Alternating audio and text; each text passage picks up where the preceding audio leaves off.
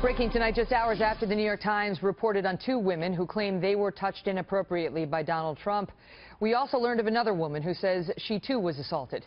In 2005, People magazine writer Natasha Stoynoff was sent to Trump's Florida estate to profile his first year of marriage with wife Melania. It was their anniversary. Melania was very pregnant. During the interview, Stoynoff was briefly left alone with the real estate mogul while Melania went upstairs to change her wardrobe.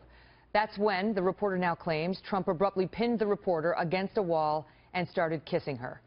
Stoynoff writes, quote, "I wasn't in a locker room when he pushed me against a wall. I was in his home as a professional, and his beautiful pregnant wife was just upstairs." Those accusations are now being addressed by Trump, who adamantly denies the charges. Why didn't they make it part of the story?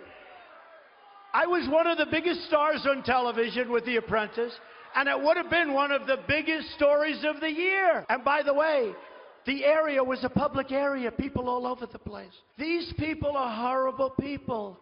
They're horrible, horrible liars. And interestingly, it happens to appear 26 days before our very important election. Isn't that amazing?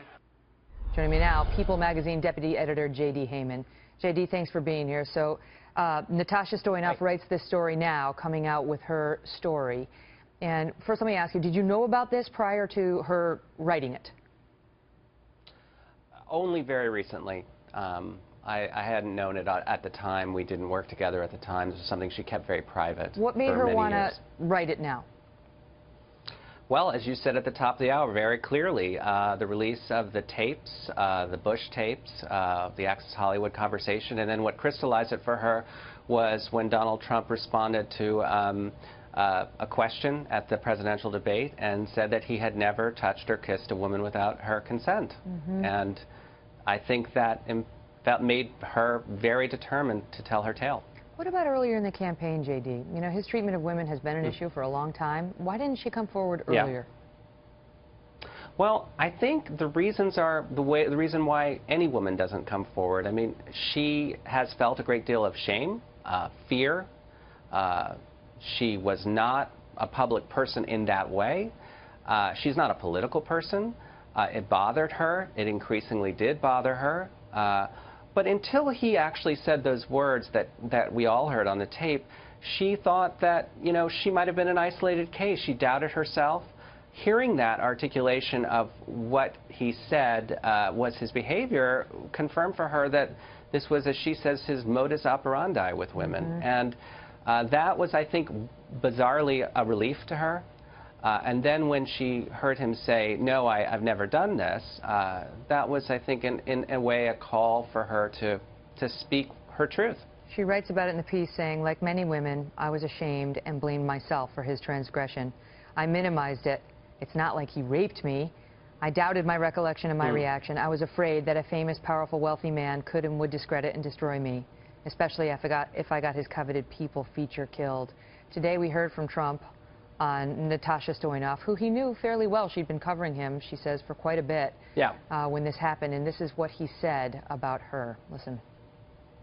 Take a look. You take a look. Look at her words. You tell me what you think. I don't think so. I don't think so. Do you think that's a reference to her appearance?